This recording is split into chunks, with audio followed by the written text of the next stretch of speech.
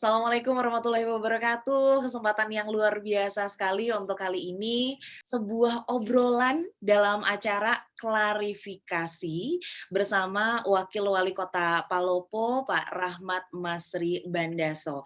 Nah, tentunya kalau untuk program klarifikasi ini akan menghadirkan dari waktu ke waktunya menghadirkan para pimpinan daerah, kota, kabupaten, provinsi untuk kita ajak berbincang lebih dekat untuk mengenal baik sosoknya secara pribadi ataupun juga isu-isu yang ada di daerahnya masing-masing begitu. Nah, kita akan mengenal lebih dekat kali ini dengan Palopo. Nah, yang akan kita hadirkan. Tentunya nanti kita juga akan menghadirkan pertanyaan-pertanyaan yang sudah disiapkan dari para pimpinan redaksi, editor, konten kreator yang sudah hadir juga pada kesempatan kali ini, dan selamat menyimak juga untuk para sobat PR yang sudah bergabung. Tentunya untuk kali ini saya akan langsung menyapa saja tamu kita yang sudah hadir di tengah-tengah kita, Wakil Wali Kota Palopo Pak Rahmat Masri Bandaso. Apa kabar Pak? Assalamualaikum. Waalaikumsalam warahmatullahi wabarakatuh. Alhamdulillah baik, Sehat sehat walafiat. Pak ya. Nah, ini kesempatannya luar biasa sekali. Terima kasih sudah menyempatkan untuk hadir karena tadi saya udah sempat nanya-nanya sedikit, tapi kayaknya kita perlu kasih lebih detailnya karena kabarnya Pak Rahmat ini punya kedekatan emosional dengan keluarga besar Pikiran Rakyat waktu zaman kuliah gitu ya, Pak ya.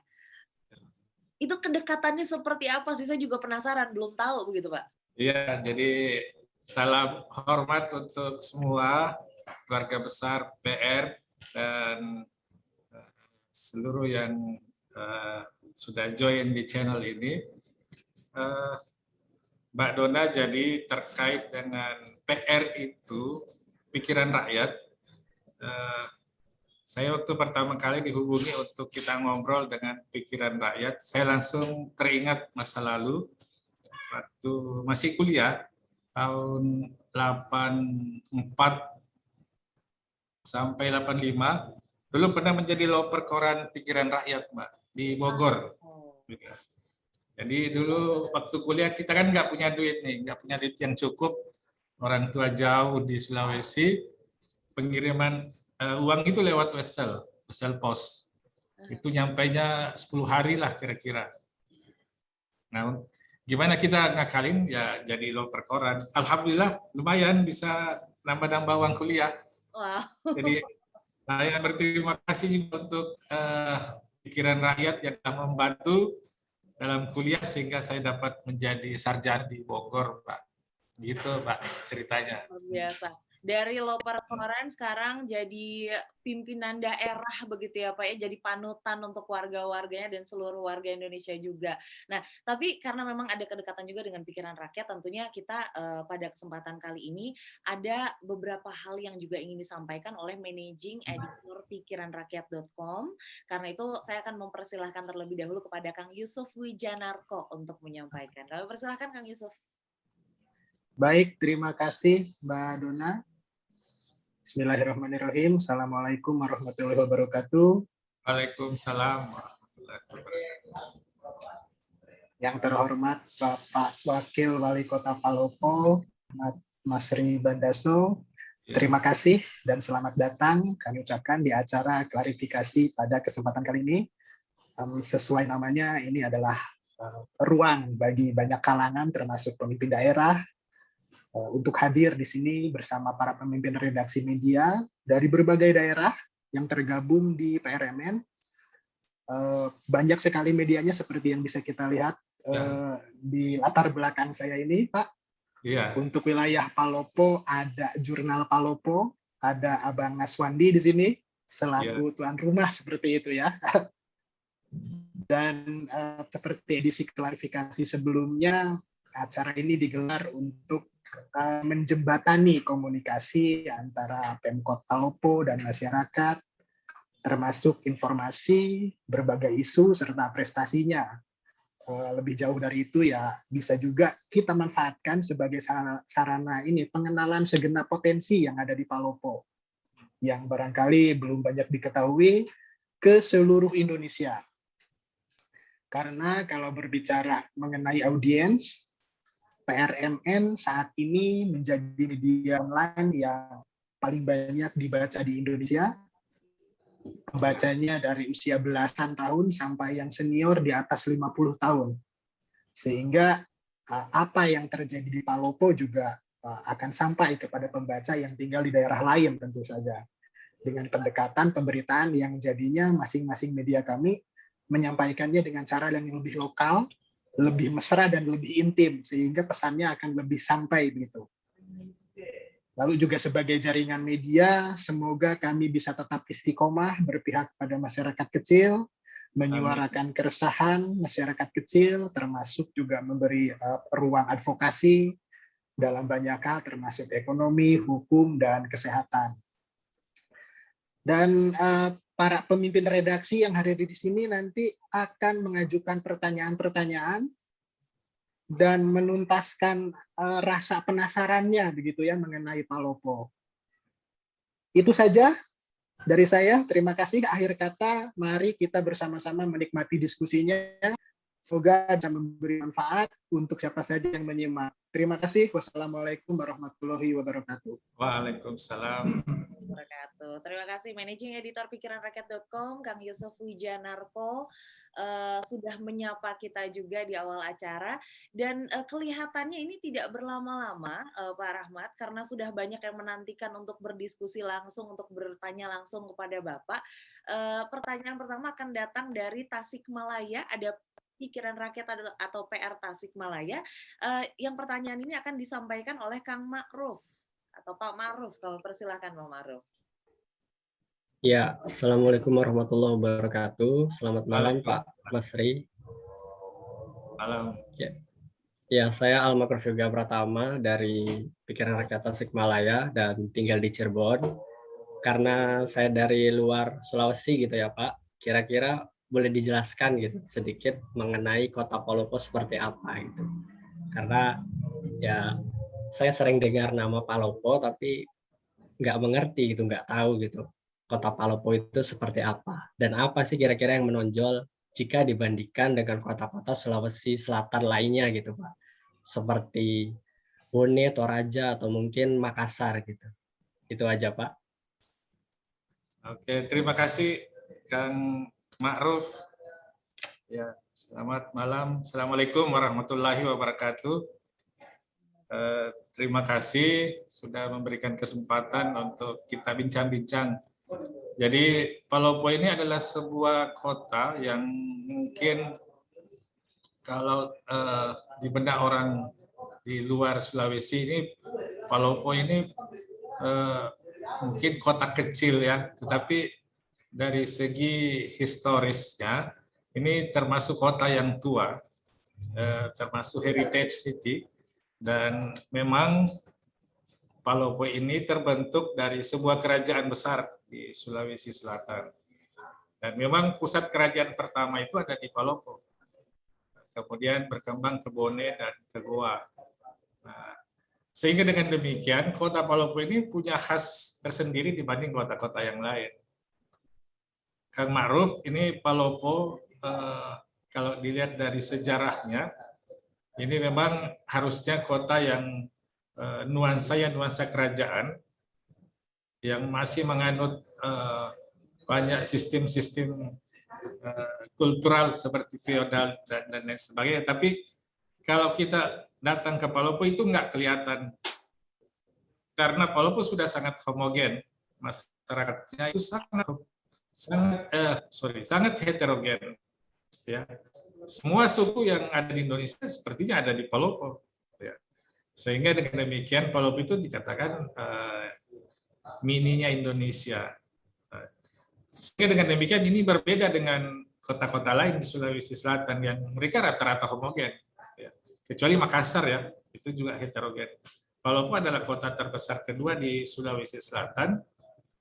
Dan Palopo ini perlu juga kami perkenalkan adalah sebuah kota yang pas di ujung Teluk Bone dengan jumlah populasi penduduk kurang lebih 200.000 dengan luas wilayah 250 km persegi, dan wilayahnya itu 60% adalah kawasan hutan lindung.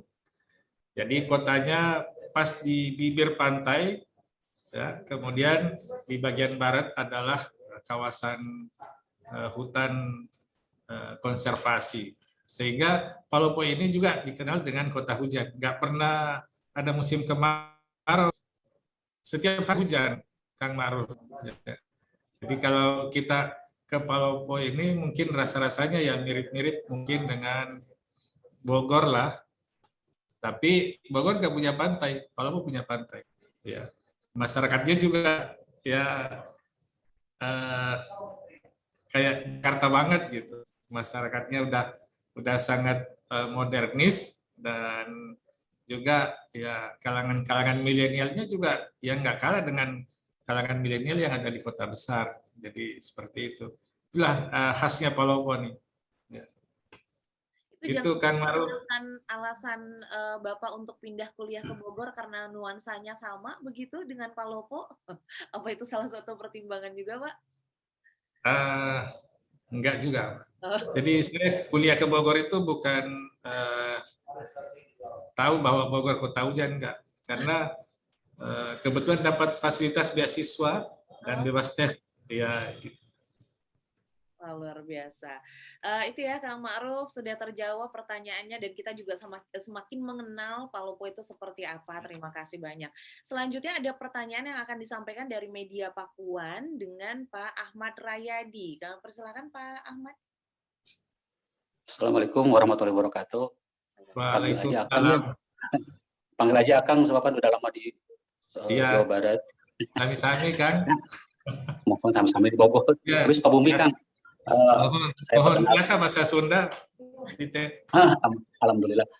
Perkenalkan Kang, saya Ahmad Rayadi, bisa dipanggil Raya, ingat aja ke Jalan Raya. Ya. Dari media Pakuan PRMN. Ada beberapa pertanyaan sih Kang, banyak pertanyaan, tapi kita rangkum aja menjadi 2 ya Kang ya. Ya. Kota Palopo kan dikenal dengan slogan Ayo ke Palopo Kang. Pertanyaan terkait mengenai perencanaan Kota Palopo ke depan, hal-hal apa saja yang menjadi keluhan masyarakat saat ini Kang? Terus kedua Kang, mengenai kira-kira pembangunan yang paling urgen yang harus sudah dibenahi di Palopo, kira-kira apa Kang? Itu barangkali Kang pertanyaannya. Nuhun pisan. Wassalamualaikum warahmatullahi wabarakatuh. Salam. Nuhun Kang Rayadi. Ya. Jadi Ayo ke Palopo ini slogan yang sedang dikembangkan. Dan memang ajakan Ayo ke Palopo itu tentu ya harus ada konsekuensinya. Ayo ke Palopo, kita mau ngapain ke Palopo? Mau lihat apa? Mau ngerjain apa? Ya. What to do, what to see, what to buy, apa yang kita mau beli. Kan itu yang penting. Nah, sehingga dengan demikian slogan Ayo ke Palopo ini harus dibarengi dengan penyiapan infrastruktur yang baik. Ya. Kita syukur ada bandara yang bisa dimanfaatkan. Dan Ayo ke Palopo ini dikembangkan untuk mengajak masyarakat dari luar kota, ayo ke Palopo, mari kita sama-sama bangun Palopo. Dan Palopo ini terkenal dengan wisata alam dan juga beberapa objek lain, termasuk kulinernya. Ikannya itu rasanya beda dengan daerah lain, karena kita berada di ujung teluk. Sehingga plankton yang terbawa arus itu masuk ke pesisir Palopo itu menjadi pakan bagi ikan-ikan, sehingga rasanya pun lebih enak. Dan ya kayak slogan air mineral ada manis-manisnya. Ya, jadi itu Kang. Kemudian juga kendala di kota Palopo sekarang ini adalah bagaimana pengendalian banjir. Karena memang sebagian wilayah kota itu berada di bawah permukaan air laut. Ini yang menjadi pekerjaan rumah bagi pemerintah untuk bagaimana supaya daerah-daerah yang rawan banjir ini ke depan ini tidak ada lagi banjir. Ya. Dan juga perbaikan-perbaikan wilayah yang berada di hulu kota Palopo itu sebelah barat itu kan itu harus dijaga betul supaya tidak terjadi erosi, ya, kerusakan hutan dan lain sebagainya. Dan ini juga menyebabkan banjir, kemudian ada sedimen-sedimen sehingga menyebabkan daerah-daerah hilir itu terjadi banyak sedimentasi sehingga ketika hujan cukup tinggi curah hujannya, kemudian air laut pasang, itu bisa jadi banjir. Dan ini yang menjadi pekerjaan rumah ke depan, menjadikan Palopo kota yang bebas banjir. Itu Kang Rayadi. Ya kita batasi, saya tidak terlalu banyak menjawab karena waktunya juga kan. Tapi itu juga sudah cukup banyak ya. Jadi ada PR memang ya Pak ya, tapi keunggulan-keunggulannya pun ini ada tantangan, ada keunggulan ini yang perlu dipecahkan begitu ya Pak ya. Oke. Selanjutnya kita ke Goa Pos, ada Pak Subair yang akan bertanya. Silahkan Pak Subair. Terima kasih Mbak Dona waktunya. Assalamualaikum Pak Wakil Bupati. Wakil Wali Kota, Waalaikumsalam. Wakil Wali Kota. Mohon. Tadi kita sekampung nih Pak, tetangga kampung lah. Iya. Saya tertarik Pak, tadi kita bicara masalah banjir kan. Tentu saja kan kita Pak Bupati mengatakan ini PR kayak gitu kan. Sedikit-sedikit banjir kayak gitu kan. Nah, tentu diperlukan dana barangkali Pak ya untuk menanggulangi banjir itu sendiri. Tentu saja diperlu APBD kan sudah disiapkan. Nah, kira-kira bagaimana Pak antisipasinya yang Bapak bilang tadi PR? Apakah memang ada alokasi khusus Pak, misalnya mengatasi pengungsi, infrastruktur yang rusak akibat banjir, kayak gitu Pak? Terima kasih Pak. Iya, terima kasih Pak Subair. Ini tetangga kita dari Goa ini, sama-sama kita orang Bugis Makassar. Ya, jadi terkait dengan Palopo sebagai daerah yang rawan banjir, juga rawan bencana. Nah, ini banjir saya pikir yang paling penting adalah bagaimana kita membuat bendungan di bagian hulu untuk membagi aliran air supaya tidak terlalu menumpuk masuk ke kota. Mungkin ke depannya akan ada revitalisasi sungai, kemudian bendungan-bendungan itu ya dibuatkan semacam objek wisata juga, sehingga jadi banyak sekali bisa termanfaatkan, bukan hanya dari pertanian, tapi sektor-sektor yang lain. Kemudian pada bagian hilir, ya ini juga yang perlu penanganan, ya karena bagian hilir ini rawan juga. Sebenarnya kalau dikatakan banjir sih nggak 100% banjir, tapi itu adalah genangan air ketika terjadi curah hujan yang cukup tinggi. Demikian pula daerah-daerah tertentu ya yang ini terjadi sedimentasi di bagian hilir. Nah, semua ini menjadi pusat perhatian untuk penanganan kota berikutnya. Ya.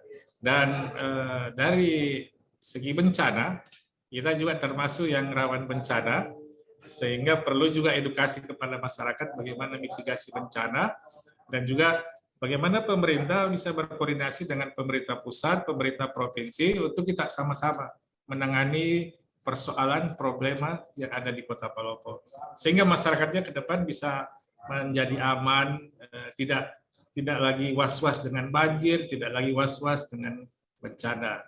Jadi begitu Pak Subair. Baik. Sudah terjawab pertanyaan dari Pak Subair. Kali ini ada dari Warta Sidoarjo yang akan bertanya, Pak Zafril. Pak Zafril, dipersilakan. Terima kasih Teh Dona. Salam Bapak Wakil Wali Kota Palopo, Bapak Rahmat Masri Bandaso. Salam untuk rekan-rekan Pikiran Rakyat Media Network, PRMN. Perkenalkan, saya Zafril dari Warta Sidoarjo. Izin menyampaikan satu pertanyaan Bapak Rahmat. Beberapa kali beredar berita mengenai kasus kekerasan seksual dan pernikahan anak di bawah umur di Palopo. Sebenarnya bagaimana perhatian pemerintah terhadap perlindungan anak di Palopo? Terima kasih, mohon penjelasannya. Ya, makasih Mas Zafril dari Warta Sidoarjo. Ya, jadi memang beberapa waktu yang lalu ini terjadi kasus pelecehan seksual, pernikahan di bawah usia. Ini memang seperti terjadi juga di beberapa kota-kota lain. Karena ini Palopo adalah sebuah kota yang sedang menuju kepada perkembangan menjadi kota-kota yang modern. Jadi tentu banyak dampak-dampak sosial yang terjadi. Dampak sosial salah satunya adalah itu kekerasan seksual dan juga pernikahan di bawah usia. Nah, ini pemerintah mencoba untuk menangani hal ini dengan lebih banyak kepada kita sosialisasi dan juga pendekatan-pendekatan humanis, pendekatan keagamaan yang dilakukan untuk mengedukasi masyarakat kita supaya jangan terlibat dalam hal-hal yang negatif seperti itu. Dan juga yang dilakukan adalah bagaimana mengajak semua stakeholder, kita sama-sama lah, kita benahi masyarakat kita. Jangan lagi ada pelecehan seksual, jangan lagi ada pernikahan di bawah usia.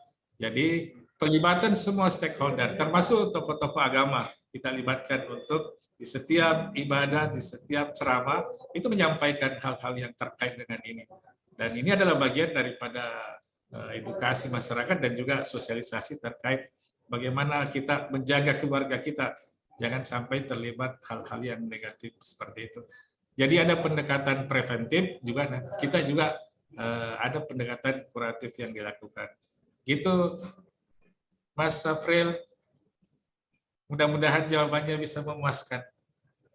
Ya, terima kasih banyak Pak Zafril dari Warta Sidoarjo. Nah, saya juga sebelum nanti ke pertanyaan-pertanyaan yang lain, Pak Rahmat, saya juga ada pertanyaan yang penasaran ingin saya tanyakan nih Pak, karena saya juga termasuk suka jalan-jalan juga gitu, suka traveling. Jadi penasaran kalau untuk terkait dengan wisata di Palopo, ini sebenarnya seperti apa sih Pak untuk mengenai destinasi wisatanya bagaimana, kemudian juga sempat ada kabar bahwa ada beberapa destinasi wisata yang kurang mendapatkan perhatian atau cenderung terbengkalai begitu. Nah, menanggapi informasi seperti itu bagaimana Pak Rahmat? Jadi Tete Dona, saya pikir hobi kita sama ya, traveling. Traveling is my hobby. Ya, jadi Palopo memang salah satu kota yang memiliki destinasi wisata yang cukup menjanjikan.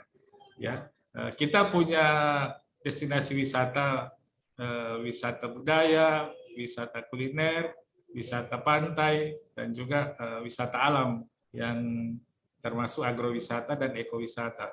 Ini merupakan destinasi yang cukup menjanjikan.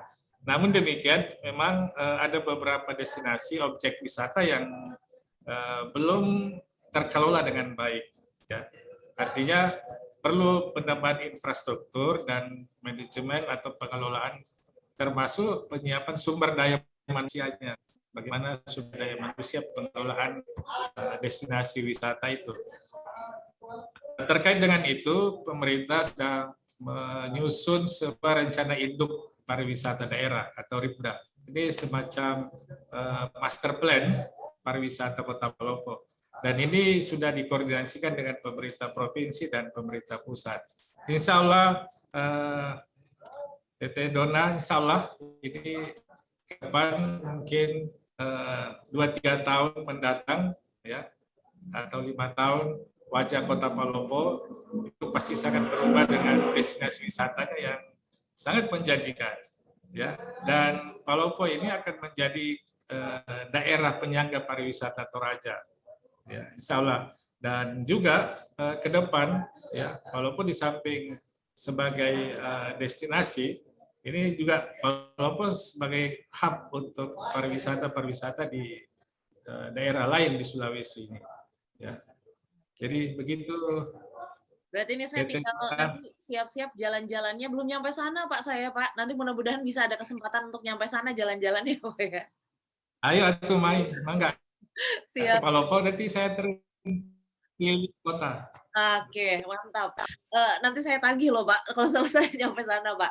Tapi kita sebelum dilanjutkan lagi ke pertanyaan, karena saya masih ada beberapa pertanyaan yang ditanyakan, karena kelihatannya saya mau kasih kesempatan terlebih dahulu ke rekan-rekan dari media yang lain. Kali ini ada dari Pak Slamet Bowo dari Kalbar Terkini. Pak Slamet Bowo, silakan. Terima kasih. Assalamualaikum warahmatullahi wabarakatuh, Pak Wali Kota, Pak Rahmat Masri Bandaso. Terima kasih. Senang sekali bisa komunikasi dengan Bapak. Bapak luar biasa ramah. Terima kasih Pak. Ada berapa hal Pak yang pengen saya tanyakan ini tentang olahraga Pak, tentang raihan medali di SEA Games kemarin. Kita mengikuti perkembangan di SEA Games kemarin. Alhamdulillah Palopo juga menjadi satu di antara penyumbang medali lewat dayung. Saya tertarik dengan dayung di Palopo, sepertinya memiliki potensi yang luar biasa. Karena wilayah di tempat saya tinggal juga kita punya sungai Pak yang panjang sekali, Sungai Kapuas. Ada semacam tip yang bisa dibagikan oleh Pak Rahmat kepada wilayah-wilayah yang kita kebetulan wilayahnya sama. Kemudian apa sih yang diberikan oleh pihak pemerintah kota kepada mereka atlet sehingga mereka terus memacu potensinya untuk kejuaraan-kejuaraan ke depan. Dan apa target dari pemerintah kota Pak ke depannya Pak? Itu aja Pak, terima kasih. Assalamualaikum warahmatullahi wabarakatuh. Salam, terima kasih Mas Bowo. Ya, ini luar biasa ini. Ya. Terkait dengan olahraga, memang Palopo sedang mengembangkan sebagai salah satu kota olahraga. Ya. Dan olahraga yang sekarang lebih berprestasi di Kota Palopo bukan hanya dayung, tapi juga ada beberapa silat dan karate yang telah menyumbangkan medali pada event-event internasional. Nah, khusus untuk dayung, memang sebagian masyarakat Palopo itu berada hidup di atas di pinggir pantai, yang memang kehidupan sehari-hari itu adalah nelayan. Sehingga kalau terkait dengan dayung, masalah dayung ini sudah hal yang biasa. Dan alhamdulillah pemerintah melalui pemimpin cabang olahraga dayung, PONSI itu ya mencoba untuk melakukan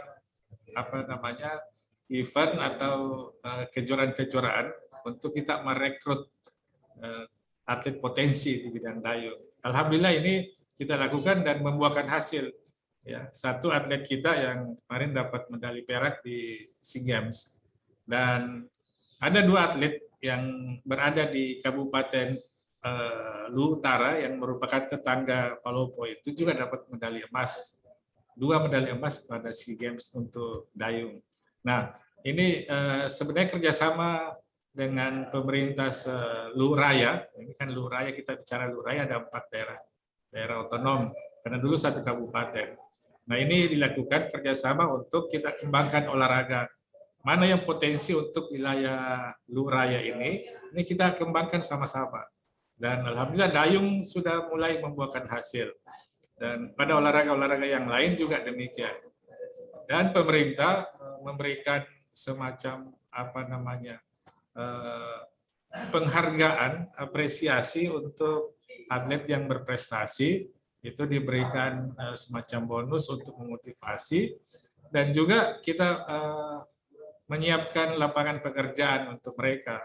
Ini bagi mereka yang berprestasi ke tingkat internasional seperti dayung ini, kita berikan fasilitas menjadi pegawai pemerintah di Kota Palopo. Dan mungkin kalau ke depannya, ini bisa juga nanti akan menjadi semacam instruktur ya bagi atlet-atlet yang lain, dan ini akan kita coba untuk bagaimana mereka ini bisa hidup yang lebih layak ke depan dan prestasinya juga akan lebih baik.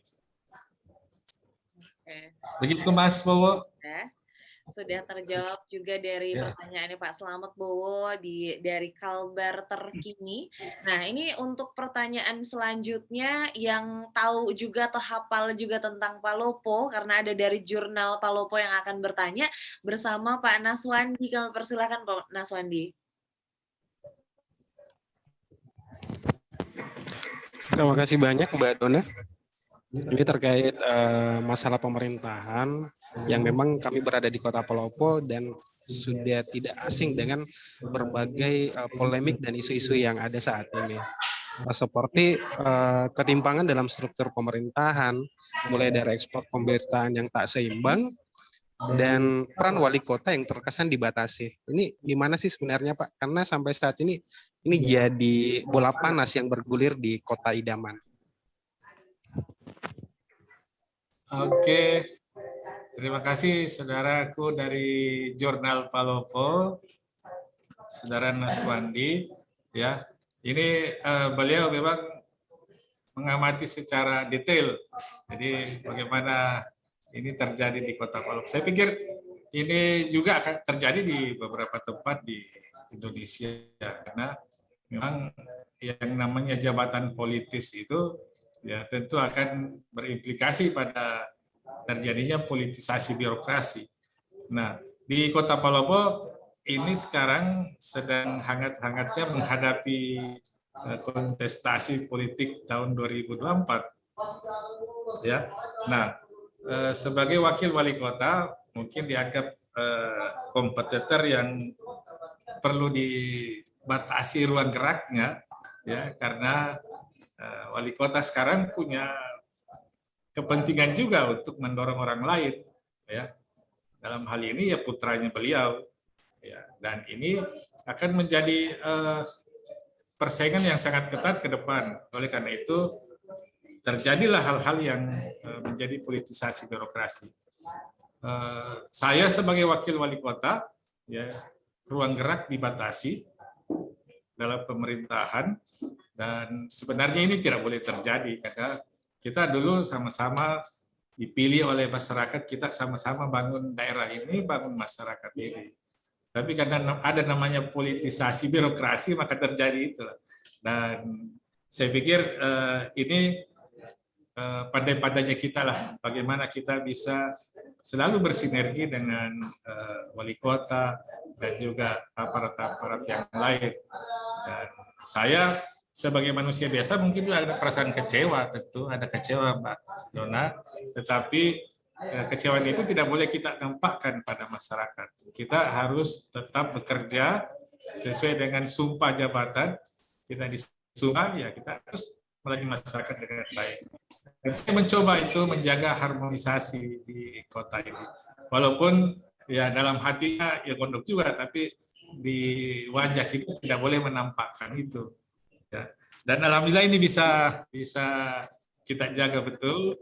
Dan ya kalau dikatakan apa namanya ya ada kecewa, tapi melatih kesabaran, karena kesabaran itu adalah senjata yang ampuh untuk kita berhasil. Itu. Oke, baik. Sudah terjawab juga pertanyaan dari Pak Naswandi dari Jurnal Palopo. Nah, kalau menyambung pertanyaan seputar politik nih ya Pak ya, Bapak sendiri kan ini sudah 2 kali menjabat menjadi wakil wali kota Palopo dengan wali kota yang berbeda, pernah juga sebagai ketua DPRD Palopo juga. Saya jadi penasaran tadi, mengingat bahwa memang suasana politik sedang menghangat, langkah Bapak sendiri selanjutnya di dunia perpolitikan mau seperti apa nih Pak? Iya. Jadi ini boleh cerita panjang dikit ya, Tete Dona ya. Panjang dikit nggak apa-apa ya, kita masih punya waktu kan? Masih Pak, silakan Pak. Ya, jadi saya sudah masuk ke dunia politik, walaupun saya sebenarnya awalnya seorang birokrasi. Saya sebelumnya adalah pegawai negeri sipil di Kementerian Lingkungan Hidup, ya. Kemudian pindah ke Palopo, masuk ke jalur politik. Ya, alhamdulillah diberikan amanah tahun 2004 menjadi ketua DPRD, kemudian 2008 terpilih menjadi wakil wali kota, itu periode pertama sampai 2013. Ya, 2013 saya coba untuk bersaing menjadi calon wali kota, ya. Namun Allah Subhanahu wa taala belum memberikan amanah sehingga terpending nih. 2013 saya kembali maju sebagai calon wakil wali kota. Alhamdulillah terpilih. Dan insya Allah ini sampai 2018 periodenya. Nah, untuk 2018 ini kan pilkada serentak di tahun pilkada serentak di tahun 2024. Ya. 2024. Kemarin saya 2018 terpilih sampai 2023. 2024 saya sudah menyatakan Bismillah saya mau maju sebagai calon wali kota. Ya, kenapa saya Bismillah punya tekad? Karena saya ingin membangun kota ini, kota Palopo ini menjadi sebuah kota modern yang bermartabat. Ya, jadi modern di sini saya terjemahkan sebagai kota yang masyarakatnya cerdas, masyarakatnya sehat, ya, dan masyarakatnya sejahtera. Itu 3 pilar kota modern. Dan bermartabat. Bermartabat itu religius, berbudaya, dan berwawasan lingkungan. Jadi ke depan Palopo ini akan menjadi kota yang maju, kota yang modern, tetapi tetap mengedepankan juga aspek-aspek keagamaan, aspek adat budaya, dan juga lingkungan hidup. Ya, karena ini penting. Kota Palopo ini adalah sebuah kota yang 60% adalah kawasan hutan konservasi, hutan lindung, yang harus kita jaga betul. Jadi dari segi lingkungan itu harus kita jaga betul, ekosistemnya harus kita jaga. Dan juga dari segi objek pariwisata ini semuanya harus pariwisata yang berbasis lingkungan. Jadi sustainable development for tourism. Jadi memang Palopo ini harus benar-benar kita bangun dengan memperhatikan aspek lingkungan. Ya.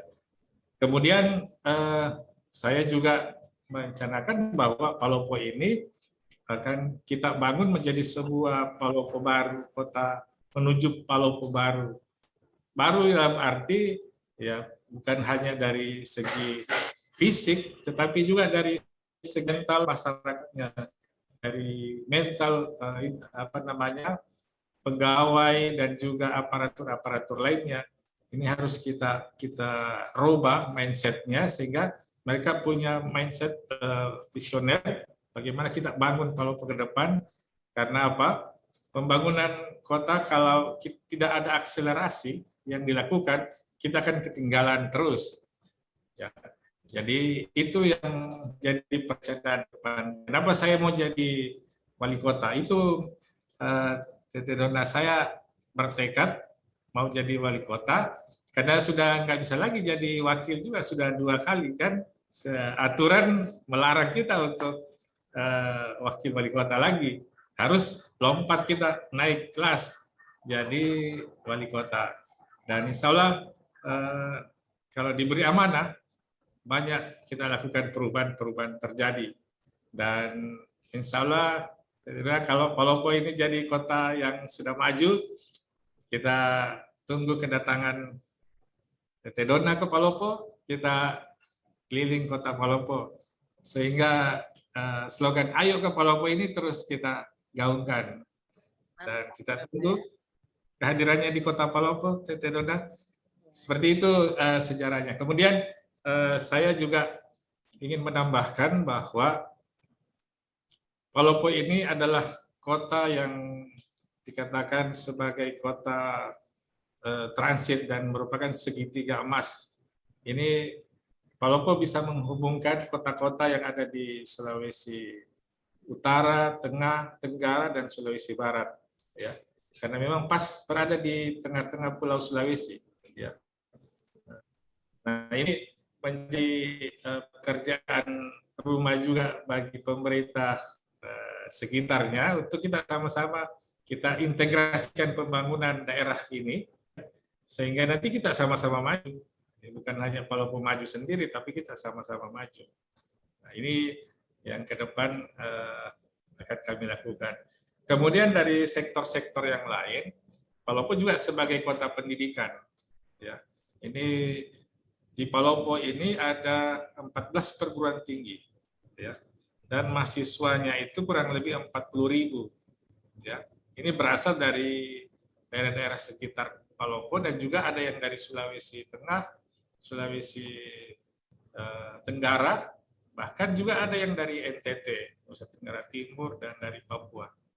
Nah, potensi ini harus kita kembangkan karena pendidikan ini sudah menjadi sebuah industri.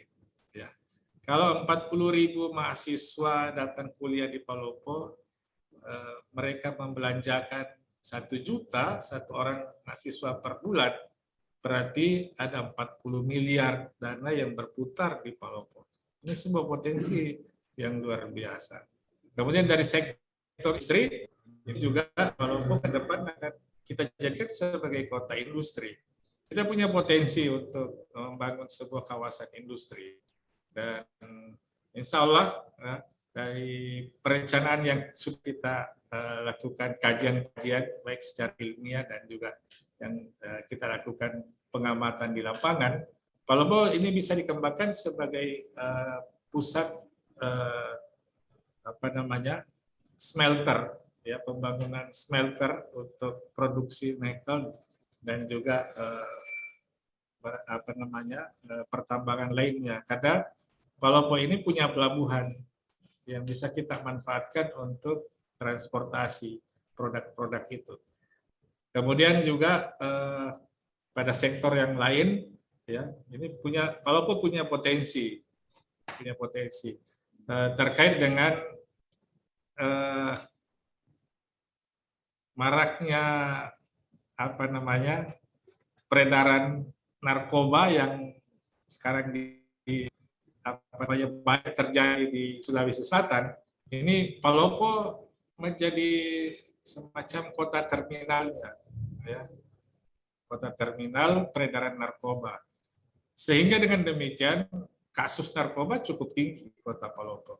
Nah, sekaitan dengan itu kita juga mencoba untuk bagaimana di Palopo ini ada sebuah rumah sakit rehabilitasi untuk para pengguna narkoba, sehingga masyarakat itu, ya, yang sudah terlanjur pengguna narkoba kita rehab di rumah sakit yang ada di Palopo, sehingga nggak usah jauh-jauh ke Makassar, karena di Makassar pun sudah tidak sanggup lagi menampung semua yang mau direhab, sehingga ada waktu yang digunakan menunggu. Sehingga kalau menunggu lagi akhirnya mereka bukan menjadi lebih baik, tapi menjadi lebih buruk, ya, karena terbawa oleh arus-arus.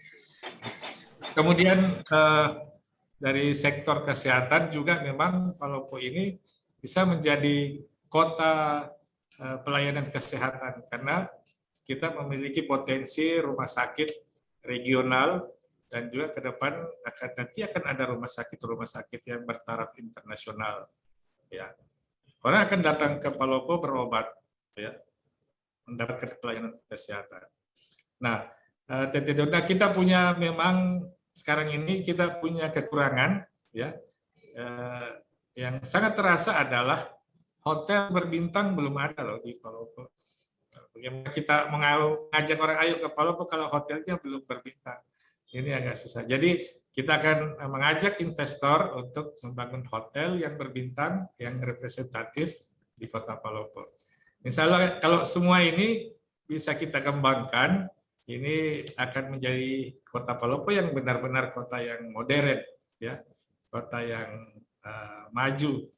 Tapi kita harus ingat bahwa masyarakat juga harus bermartabat, ya, kotanya juga harus bermartabat. Jadi seperti itu panjang lebar cerita terkait dengan proyeksi ke depan mau jadi wali kota. Tentu kita juga harus siap dengan program-program kerja dan juga visi dan misi yang lebih baik membangun kota ke depan. Terima kasih, Tete Dona. Banyak ya Pak ya, mimpi masih banyak, tapi masa jabatan memang terbatas. Kalau sudah tidak bisa lagi di wali kota, naik lagi sekarang menjadi wali kota itu rencana ke depannya begitu ya Pak ya? Amin. Amin. Dan tentunya juga yang menarik adalah tadi seperti Bapak sampaikan bahwa yang tidak hanya yang disadari adalah keunggulan-keunggulan dari Palopo, tapi juga menyadari kekurangan apa yang ada, dan itulah yang perlu diperbaiki begitu ya? Baik, luar biasa sekali. Ini kalau sebenarnya mau dilanjutkan bakalan begadang kita Pak kayaknya ya. Kita bakalan lanjut berjam-jam kalau misalnya kita lanjutkan. Jadi harus kita batasi untuk obrolan kita di program kita kali ini. Semua pertanyaan juga dari rekan-rekan wartawan karena kita yang sedang berkumpul ada dari pimpinan redaksi, dari editor, dari konten kreator sudah kumpul di acara klarifikasi kita kali ini. Sebagai penutup mungkin Pak, terutama juga untuk rekan-rekan media dan juga masyarakat pada umumnya apa yang disampaikan nih Pak? Ya, jadi saya tambahkan sedikit juga terkait dengan potensi yang ada tadi. Saya lupa, Palopo juga punya potensi dalam bidang fashion. Kita ke depan akan menjadikan Palopo sebagai pusat kota fashion di Indonesia bagian timur. Ya, nanti mungkin ada Palopo Fashion Week atau apalah namanya. Ya, kita coba itu karena di sini banyak potensi dan sering mereka lakukan event-event ya fashion dan lain sebagainya. Saya bilang ini harus kita support nih teman-teman adik-adik kita untuk lebih maju. Saya bilang ke depan kita bukakan ruang bagi mereka, kita berikan kesempatan untuk mereka lebih maju. Tete Dona, saya ingin menyampaikan terima kasih kepada keluarga besar Pikiran Rakyat Media Network yang memberikan kesempatan kepada kami, dan ini adalah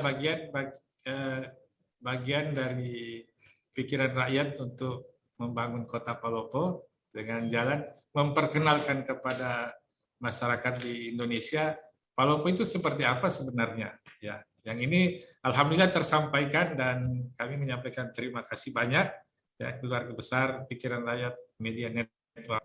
Insya Allah ada kesempatan yang lain kita bisa lebih banyak bincang-bincang. Kami doakan keluarga besar Media Network, Pikiran Rakyat Media Network akan selalu sehat walafiat, dan kepada saudara-saudaraku semua tadi yang terlibat dari banyak media, ya kita doakan selalu dalam lindungan Allah Subhanahu Wa Taala, Tuhan Yang Maha Kuasa, sehat dan sukses di dalam melaksanakan aktivitas. Amin. Terima kasih banyak. Assalamualaikum warahmatullahi wabarakatuh. Waalaikumsalam warahmatullahi wabarakatuh. Waalaikumsalam warahmatullahi wabarakatuh. Sekali lagi terima kasih banyak Pak Wakil Wali Kota Palopo, para Waalaikumsalam. Bandaso sudah berkesempatan untuk ketemu silaturahmi dengan teman-teman dari media, dan tentunya ini akan berkelanjutan ya Pak ya, karena silaturahmi antara media dengan pimpinan daerah harus terus berlangsung kita ya, berhubungan baik. Sekaligus juga kelihatannya saya harus menutup acara kita untuk kesempatan kali ini. Nantikan untuk program klarifikasi lainnya bersama dengan para pimpinan daerah lainnya, karena akan seru untuk menyimak dan juga mendengar apa yang disampaikan terkait dengan program-program dan mengenal lebih dekat dari para pimpinan pemerintah daerah. Dan sampai jumpa di acara selanjutnya. Selamat beraktivitas ataupun juga selamat beristirahat. Sampai jumpa. Wassalamualaikum warahmatullahi wabarakatuh.